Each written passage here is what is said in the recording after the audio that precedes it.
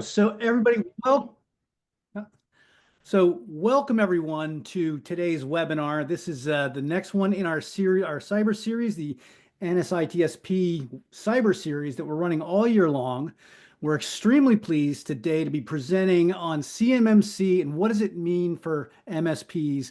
And we're really happy to have Joy Beland of Summit 7 presenting for us today. She's going to go through what CMMC means for MSPs, what they should need to be aware of, and really what the ramifications of doing business within this space is. So I'm going to just go through a couple of little things. This is recording, so you can see the recording once it's done. You'll have to have a membership to NSITSP for any follow-up recordings, but the membership is free, so please, if you're not already a member, please join us and get involved. So the cyber series that you're watching today, just to go over it, we started this in December. This is our third presentation. Again, we're talking about CMMC today, but we're also going to be talking about what a shared responsibility model looks like. Joy's going to be talking about that today as a requirement for CMMC, but we're going to go into do a deep dive in that next month. We're also going to look at what the NIST cybersecurity framework is. We're going to have CISA, which has been in the news a lot lately, give an update on what's going on currently with CISA and what MSPs need to be aware of, what threats they're seeing, and what resources they have available for MSPs. We're going to do a deep dive into malware and phishing. We have somebody that's going to really go in and what's happening behind the scenes on a malware and phishing attack.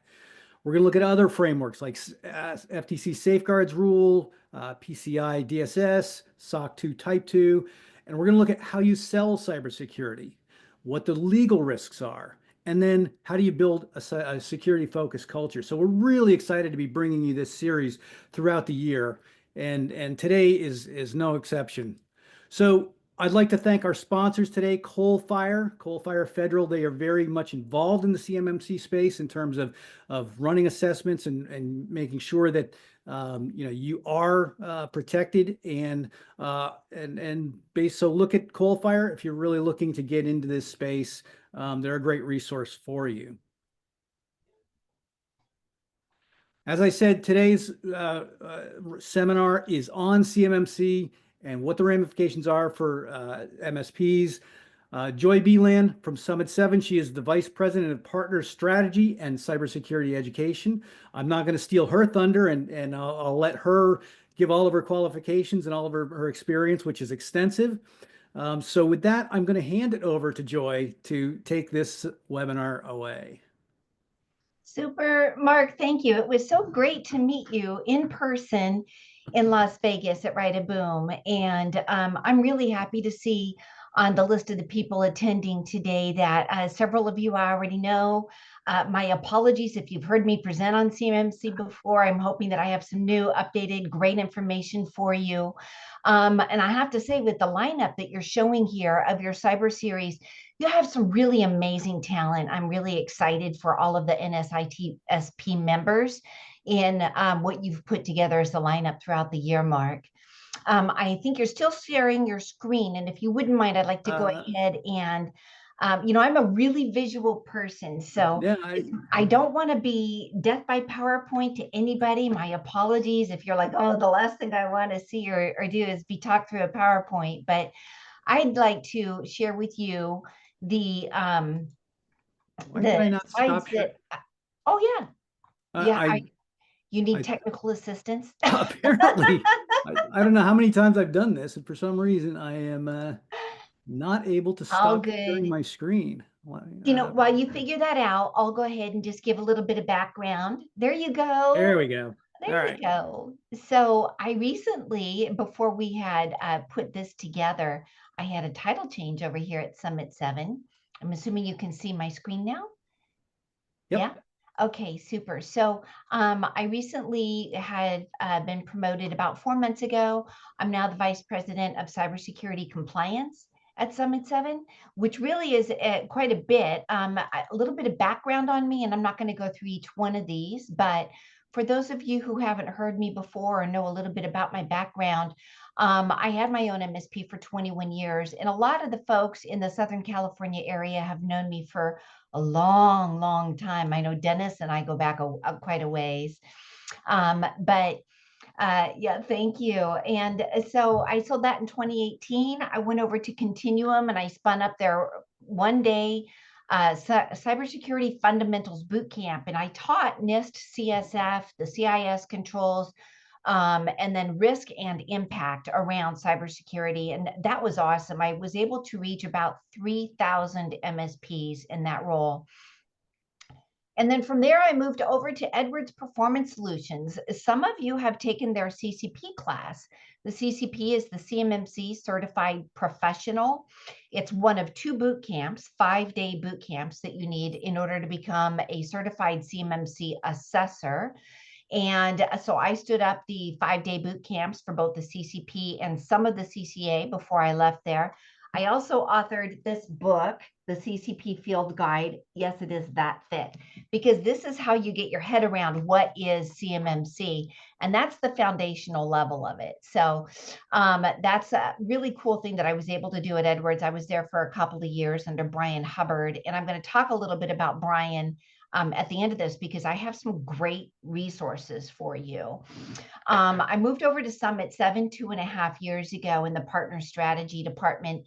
But really, I maintained my CCA credentials, and I've participated in joint surveillance voluntary assessments as a lead assessor. What that means is that I conducted a formal CMMC level 2 assessment of a contractor, and I had 9 Defense Department assessors monitoring my 5-day assessment to make sure that they were doing quality control, making sure that the assessors in the CMMC ecosystem are doing what they're supposed to be doing. So that was a little bit stressful and really cool for me to be able to participate in. I've taught about 400 CCPs and CCAs in those classes with Edwards. Even though I'm at Summit 7, I still 1099 as an instructor. I was one of the original provisional assessors taught by the DoD, and not taught directly by the DoD, let me clarify that. DIBCAC came in and helped to train the original group of assessors. And I have a tier 3 suitability determination, which is the equivalent to a secret clearance with the DoD. So the other thing I want to point out, I'm a board member for the MSPs for the protection of critical infrastructure. I'm also a board member for MSP Cyber Exchange, 2 really important associations, nonprofits for you to know about if you're going to be pursuing CMMC for your defense industrial base clients. And I'll talk to you a little bit about that at the end here. I authored the MSP scoping guide for CMMC. It was a recommendation to submit for the 32 CFR final rule.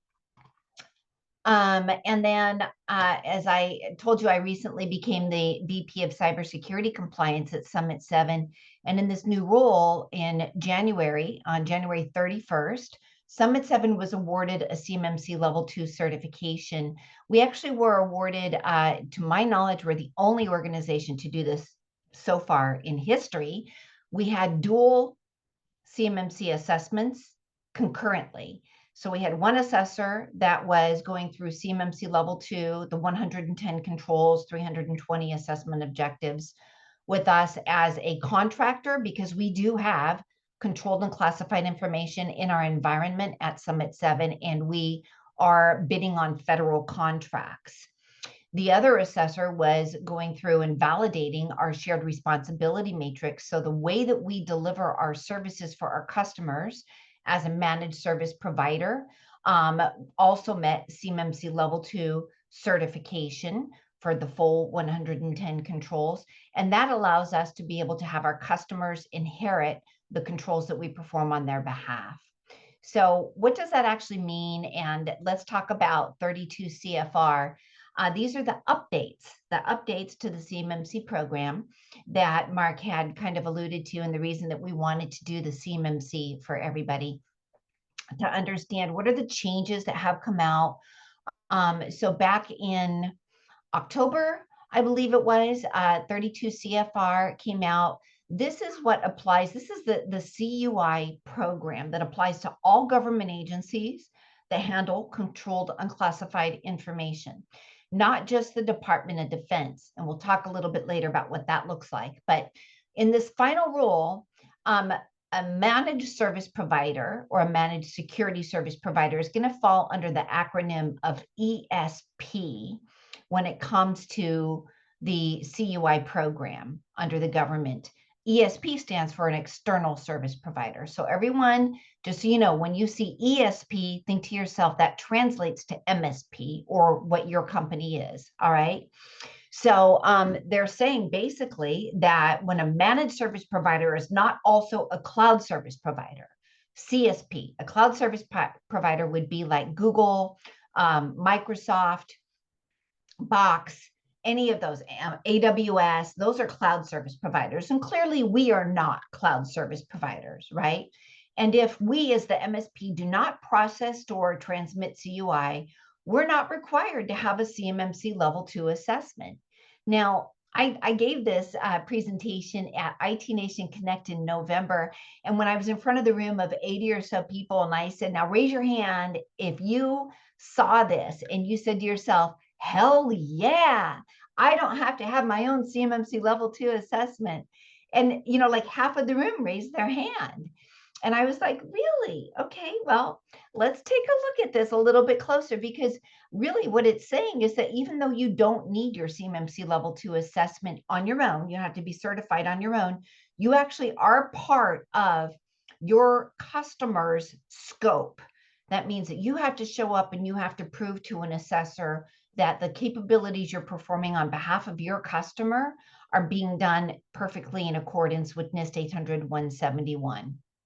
So I'm going to talk through a little bit about what that looks like. All right. Now, I'm not going to death by PowerPoint you, but there's two kinds of data that would come into play for CMMC. The first is controlled unclassified information. It should be clearly marked as CUI. And for the most part, most MSPs will never actually have CUI in their environment. Only their customers will. The second type of data is security protection data. And what we mean by that is the logs that are generated by the firewalls, by the SIEM, the vulnerability scans that you're doing, the reports that your RMM tool are bringing back to show you the security posture of your customers' environments. Those types of data reports, that is considered security protection data. So that does apply to most MSPs. I would say every MSP that has a customer in the defense industrial base or a customer with CUI, you actually are generating security protection data. And then there's two asset types that might apply to you. Now, if you are processing, storing, or transmitting CUI, then your team is actually a CUI asset. That means the people and the endpoints, the tools that you're using, those are CUI assets. If, however, you are only processing that security protection data, that means that you are an SPA asset, which means a security protection asset. The A is kind of redundant there. And you process, store, or transmit the SPD type of data. And they gave a little graphic in the 32 CFR where they showed over here, if you're not a CSP, but you're an MSP or an MSSP, with those two types of data, what's required? Well, the services provided by your team are in the OSA, Organization Seeking Assessment, or your customer. You're in their assessment scope and you'll be assessed as part of their assessment. And if you have SPD, security protection data without CUI, same thing. Look at that. All right. You're assessed as a security protection asset, but you are still within the customer scope.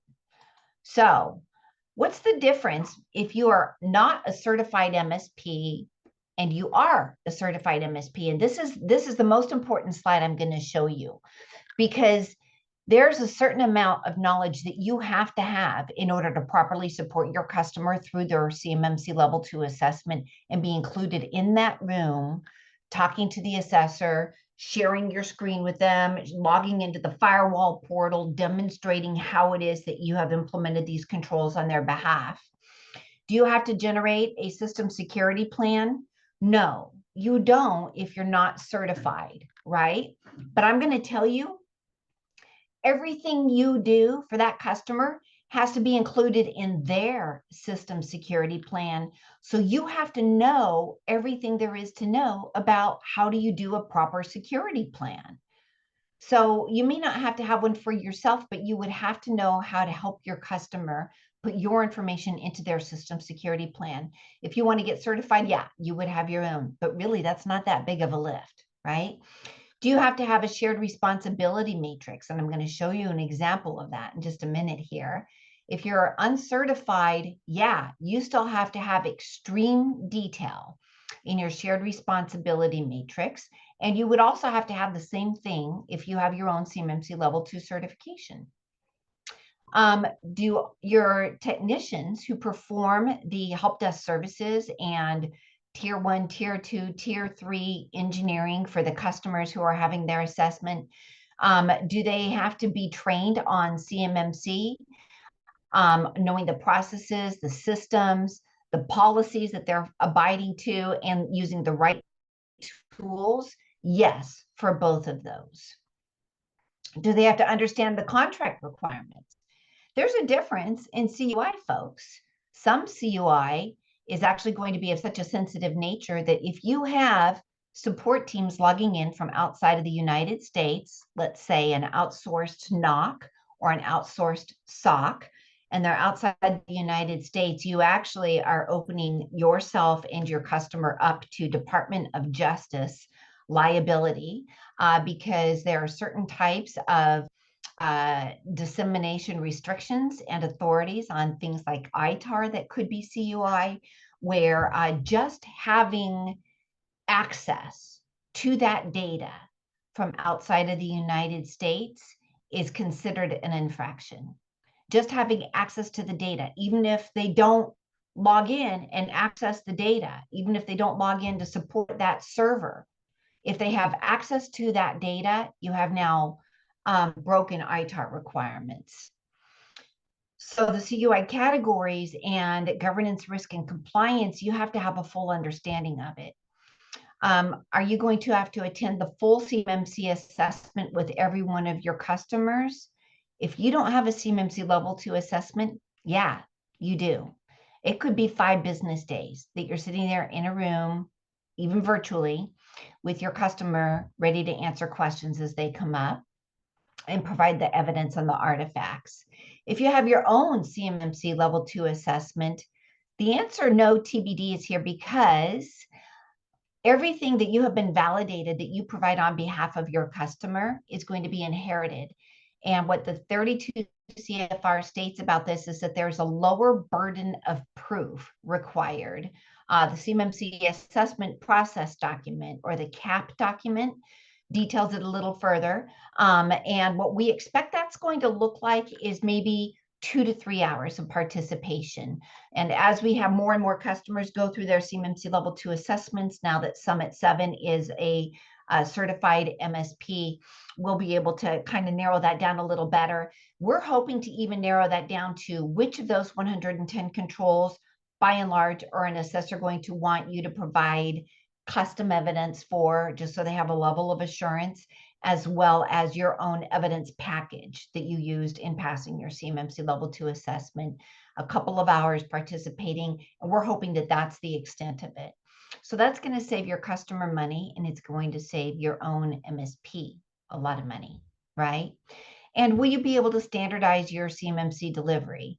Now, it's going to be hard if you're not a certified MSP to deliver all of your services in accordance with CMMC or NIST 800-171 on a regular basis, because a lot of MSPs actually only have like 5% of their customers, maybe 10%, are in the defense industrial base and are going to be requiring a CMMC level 2 assessment. Most of you have many different verticals that you're supporting. I know I did when I had my MSP. And so if you're a certified MSP, by and large, what we're seeing is that those MSPs are really highly focused, targeting the defense industrial base. At Summit 7, we don't do anything but the defense industrial base. We have, if they happen to be healthcare, finance, any of those other types of verticals, they also have a government contract and they have the CMMC requirements. That's why we support them. We don't do Azure, Microsoft commercial at all. We only do GCC high, for example, GCC and GCC high. So we've standardized our delivery, and what that means is that it allows us to scale, to automate, to have much deeper efficiencies within our service delivery, which in the end is going to save our customers money. So here's a quick example of the shared responsibility matrix. There's 110 controls, and under the access control domain, there happens to be 22 controls. Here's an example of just one of those, AC 3.1.3. This is L2, level 2, 3.1.3. Within this one control, and remember there's 110 of these, there happens to be 5 assessment objectives. And this is the level of detail that you would have to go to into your shared responsibility matrix. So for example, we have 2 different packages at Summit 7, and most of you are going to have like the basic, the intermediate, and the premium package, or something equivalent to that you're offering to your customers, right? So whatever package it is that they're consuming that you would offer CMMC capabilities, you have to outline by full responsibility, shared responsibility, or no responsibility. That's why we have this color-coded. How it is that you have implemented the control on your customer's behalf. So you can see in these 5 parts, there's 5 different things that you would have to demonstrate that you have implemented either on behalf of your customer or share with them. At Summit 7, we don't do anything about the policies. We share responsibility for the methods and enforcement mechanisms. We don't do anything about the designated sources and destinations being identified. We share responsibility around controlling the flow of the CUI, and then we have full responsibility for enforcing that. And we had to outline the mechanisms and the type of evidence that we would be presenting on behalf of both of those different packages. There's 320 total assessment objectives, 110 controls, 320 total assessment objectives. So to say it's an extreme level of detail, there's not an understatement there, right? And then keep in mind that you also have to know the cloud service providers that your customers are leveraging inside out, because Microsoft, for example, has their own shared responsibility matrix, and you need to speak to what is it that is Microsoft's responsibility versus your responsibility versus the customer responsibility. Your customers are not going to know that information. So you're going to have to, at a very high level, you're going to have to understand where there's no responsibility, shared responsibility, full responsibility for you, for the cloud service provider, if there is one in scope, and for your customer. All right. So when we're looking at what you need to know, whether you get CMMC level 2 certified or not, you can see that there's a very deep and wide area of expertise that you need to incorporate into your team. So looking at the timeline, 32 CFR is the CUI program that applies to all government agencies. However, within the Department of Defense, there's a thing called 48 CFR, and this is what they use as a contract vehicle. So the DoD says, this is how we're going to implement the requirements of the CUI program into our contracts with our supply chain. And that is going to be represented in the DFARS 252, 204, 7021. That's going to come out in its final form. All along, we've been thinking June 2025. However, those of you who know CMMC know that Katie Arrington is back. Katie Arrington is just installed as the DoD CISO, and she's the original champion of CMMC back in Trump's first term. Now that she's returned as the DoD CISO, we expect to see that timeline for 48 CFR move up to as close as March next month, where it's going to start appearing in contracts. Now, it will start appearing initially as self-attestation, but self-attestation carries a huge stick with it if it's not accurate. So be aware that what we're looking at now is probably June 2026, but really Q1 2026, when it starts going into contracts, is required to have a CMMC level 2 assessment prior to bidding on a contract for an RFI or an RFP, or renewing a contract that has a CMMC level 2 requirements. And the average time to prepare for CMMC is 12 to 18 months. If you're starting from scratch for your own MSP or for your customers, you're out of time. This is something that really needs to be done yesterday. So what we're telling to y'all around the types of solutions that are out there, there's some easy buttons that people are advertising, or people are saying, I'm going to send one person through the CCP class and we're going to do this ourselves. Get ready, do all of that without anybody else, paying for a consultant to come in and help us out. Well, your customer is ultimately accountable and responsible for the implementation that you do in support of their CMMC environment. If you fail, they fail their assessment. So what is the contract value at stake for this customer of yours when you are getting ready for your own CMMC, showing up to participate in the scope of their assessment? You have to be aware of what the liability is. Your customer needs expert guidance on their contract requirements, the types of CUI that they're going to be working with, the export and dissemination controls, right? We talked about that a little bit. And they're going to need a coach who can bring all of this together. So not just you as an external service provider, but think about other service providers that you would need to be coordinating with. And a good example would be, do they print controlled unclassified information? Because there may be a print vendor that they're working with that you have to take into account, because that is something you need to know about to help them in their CMMC assessment. But if you decide that you're going to stay in the game, there's a huge amount of return on investment for this, right? First of all, once they go through their assessment with you in scope, that assessment certification is good for 3 years. If they change service providers, that would kick off the requirement, we believe, for a new assessment. So that's some stickiness, right? They're not going to want to pay anywhere from $10,000 to $50,000 to have another CMMC assessment because they're replacing you as their MSP.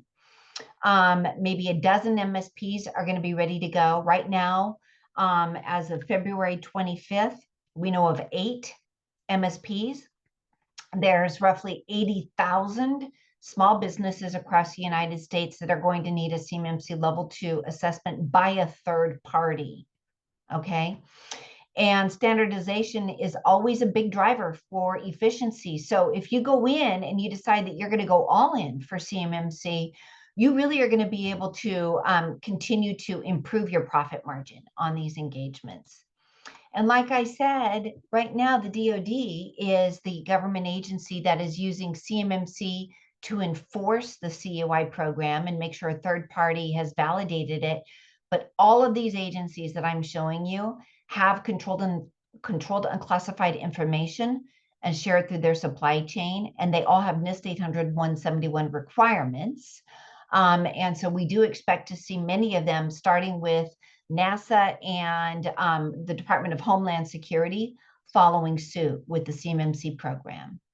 So don't panic.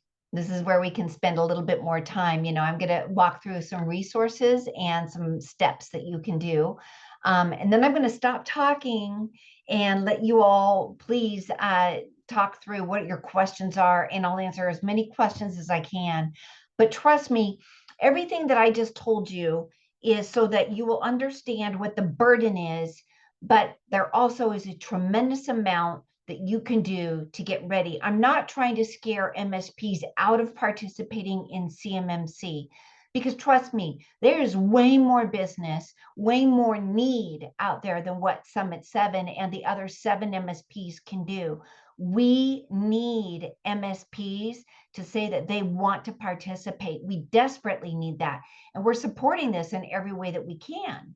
So first of all, speak to other MSPs who are in it to win it. If you don't know the names on the slide, reach out to me on LinkedIn. I'll connect you personally, all right? Some really great MSPs out there doing this now. About 1, 2, 3 of those I know have passed the CMMC level 2 assessment. And you'll see that posted soon. Joined a peer group led by experts. So I had talked about MSP CyberX. I'm on their board. That is a nonprofit. It's run by Brian Hubbard, my former boss at Edwards Performance Solutions. I'll tell you, Brian Hubbard didn't know much about MSPs before I started working for him back in 2020, coming out of COVID when I stood up the CMMC training program. He fell in love with MSPs. Brian Hubbard also is one of the original authors of NIST cybersecurity framework. I mean, he's the real deal. He's a provisional assessor, a lead certified CMMC assessor. He's conducted many joint surveillance voluntary assessments. I mean, the man knows his stuff. And he has free memberships available with MSP CyberX. He does peer groups, leads people through getting ready for their assessments. Leah Shelabot, for those of you who don't know her with Compliancy IT, she's running a peer group with other MSPs. I've talked to some of them and they're super happy with the progress that she's making with them. And then on Discord, if you're on Discord, there's a thing called CUI Life that you can join. And that has MSPs, consultants, contractors, assessors, everybody in the community is participating on the Discord server. There's no such thing as a dumb question. And if you bring it to that group, you'll get all kinds of answers and support. And then some other things here. If you're serious about this, please take the CCP class. Have at least one person from your team take that 5-day boot camp. Now, Edwards Performance Solutions, I'm partial to them because I wrote the curricula. I still teach for them once in a while. Many MSPs, at least 50 MSPs I know, have sent someone through that particular training provider for their CCP classes. And WTI Networks, that's Corinne Weiss, Korenwise. She also teaches for Edwards, but she also teaches her own classes. She's amazing. Listen religiously to Jacob Horn's Sum It Up podcast. Full disclosure, Jacob Horn is my colleague. He's the reason I moved over to Summit 7 because he recruited me. But he also has, I want to say at least 30,000 followers in the CMMC ecosystem on LinkedIn. And this Sum It Up podcast, the DoD CIO, the Cyber AB, all of those government entities listen to his podcast because he's so good at discerning the government regulations, how they apply to the contractors, the contracts themselves, the timelines, everything like that. Do a gap assessment of your existing controls with a really good consultant. Don't try to do this on your own. You only know what you know and you don't know what you don't know. Trust me, I led my team through our own CMMC level 2 assessment. I've been doing CMMC since 2020 for going on 5 years now. And we had a separate internal team to Summit 7 come in to do our mock assessment, and they caught a couple things. So as much as you think you know, it always pays to have somebody who hasn't been involved with the implementation doing that gap assessment for you or a mock assessment, all right? Talk to the vendors that you're using around your security platform, your security stack, to make sure that what they have is going to be CMMC compliant, and make sure they're telling the truth. A lot of them are refusing to take a stance on whether or not you can leverage their tool for CMMC. And unfortunately, that could mean at the last minute, you have to rip and replace all of your tool stack. Huntress, for example, has publicly stated they are not going to participate in CMMC. Their tools are not going to be able to be leveraged. If you use Huntress and you have it on the endpoints of your customers that are going to go through a CMMC assessment, you have to rethink that. Now, I'm not trying to pick on Huntress by any means. The only reason I bring them up is that their CEO publicly stated that. All right. But get with all of your security vendors and make sure that you understand where they are playing within CMMC.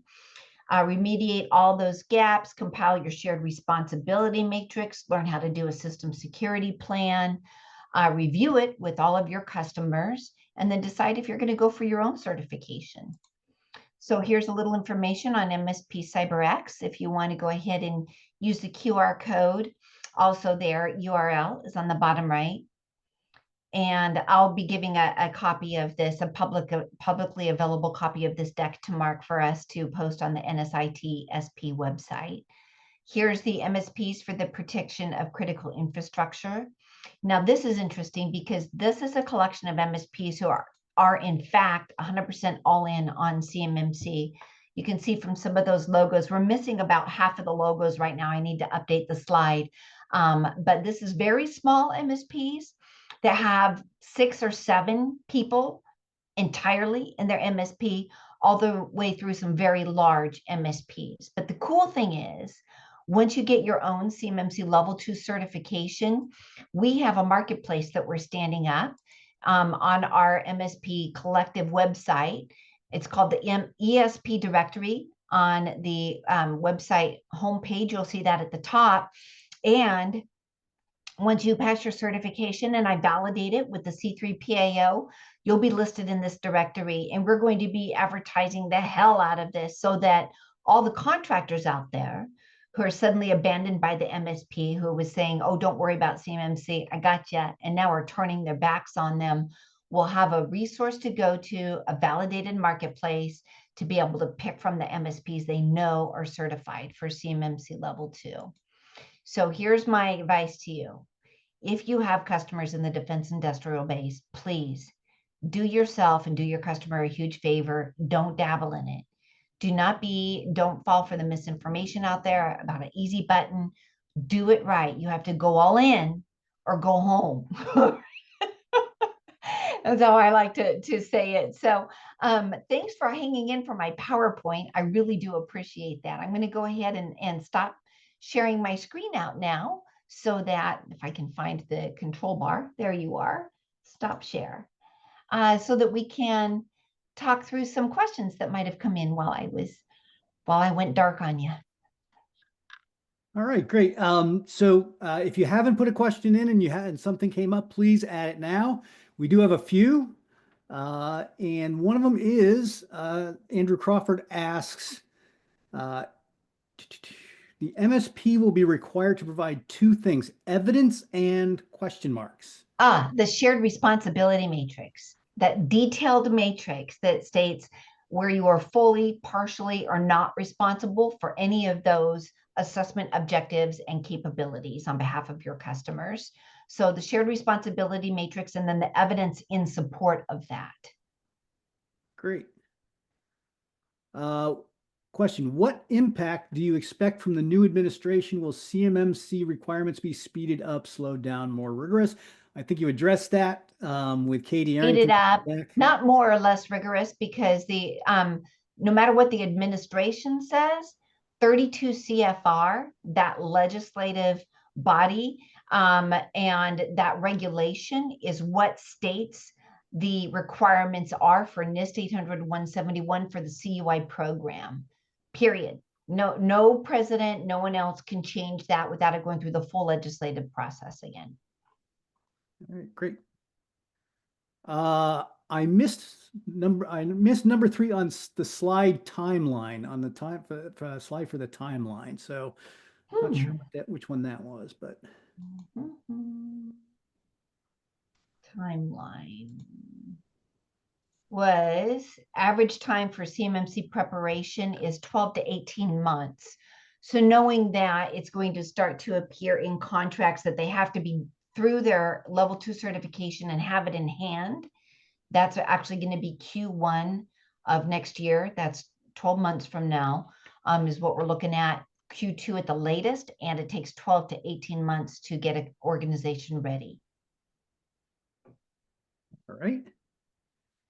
Is there a list of cloud services that are or are not CMMC compliant? Sean, good question.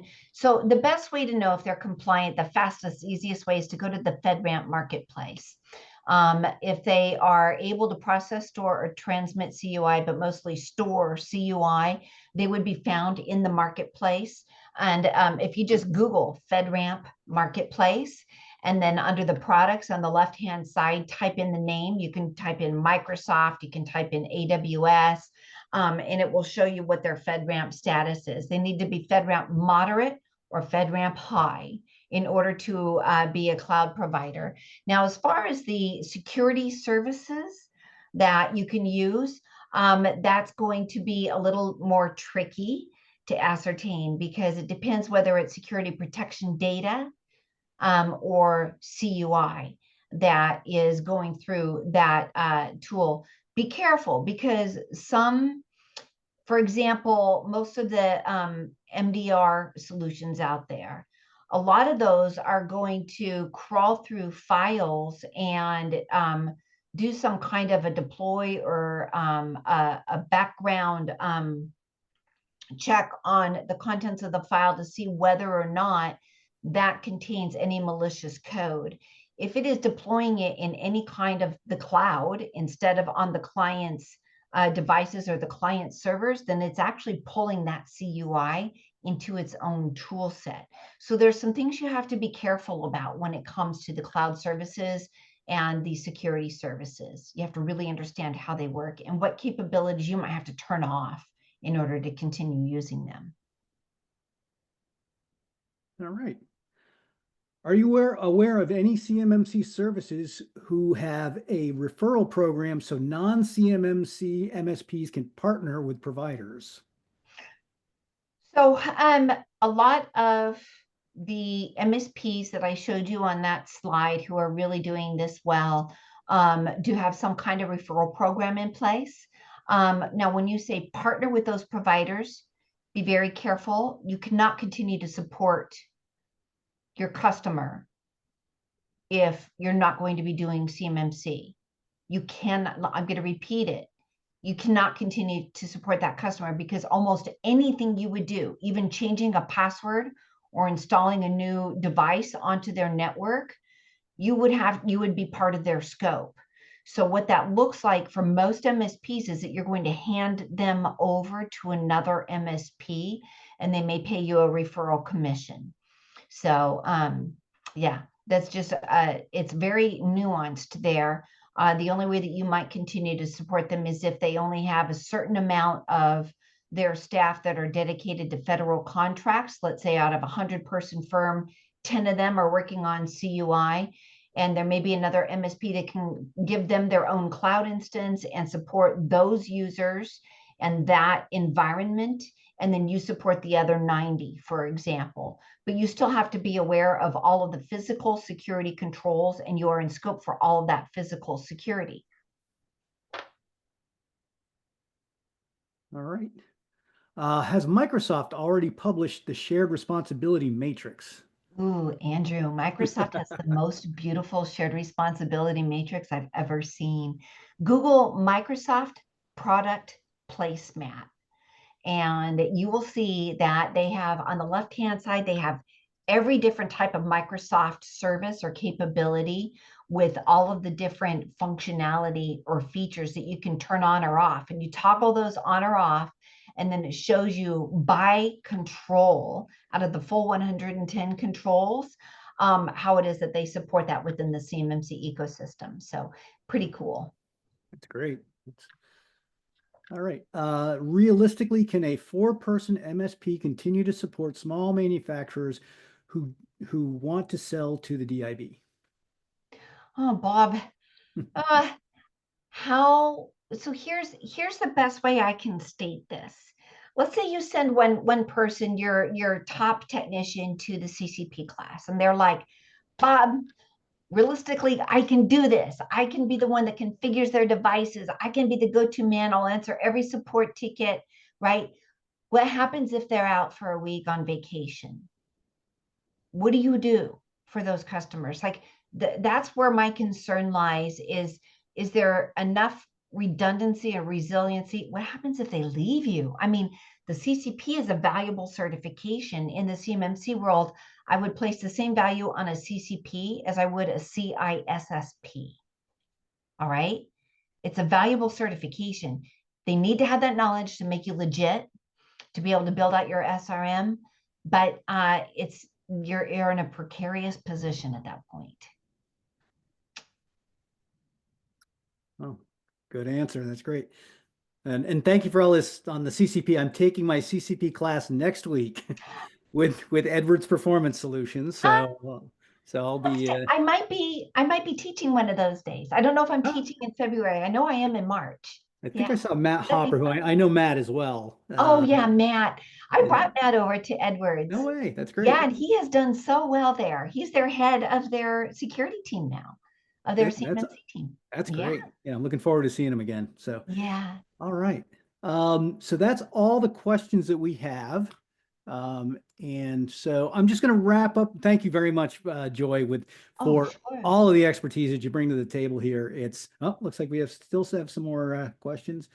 Will this recording be shared? Yes, it will. As I mentioned at the beginning, if you go to the NSITSP website, which I'm going to put up in a minute, how you get to these, you will have to be, to watch a recording, you will have to open up a membership. A membership is free, so please do so and get involved.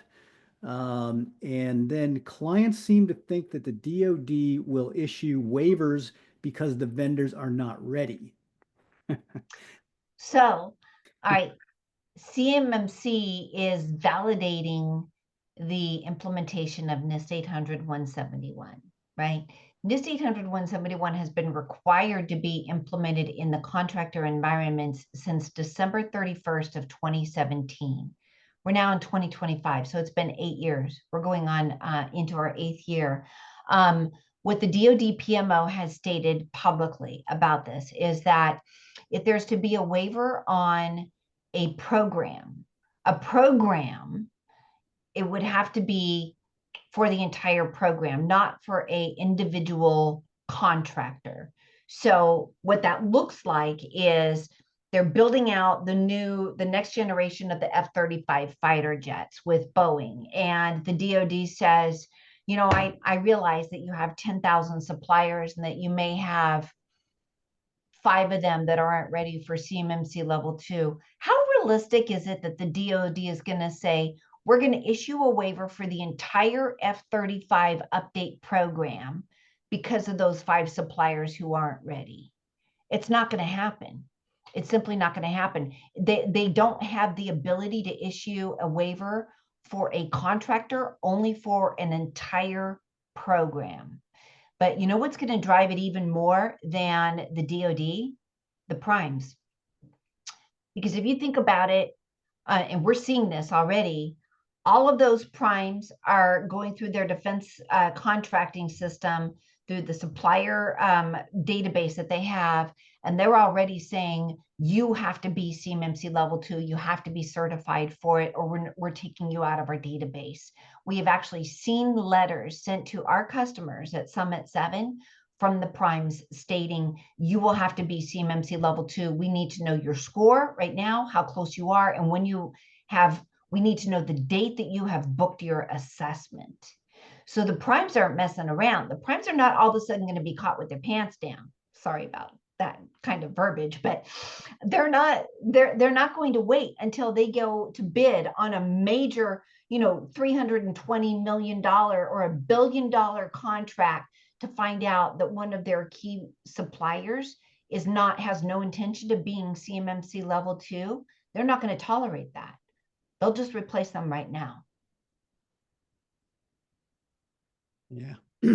And one more before we close out the questions. Clients are stating the government bid process does not allow them to cover the cost of CMMC requirements within their bid. Yeah, you're supposed to be able to build that into your price, but really what the DoD estimates is the cost for this is going to be around $50,000. And most of us know it's well over $100,000 to get ready and to have your assessment. But remember, the DoD has had this in their contracts since 2017. So they're not looking at this as new cost. The only thing they're looking at as a new cost is the cost of the third party to come in and assess the customer, right?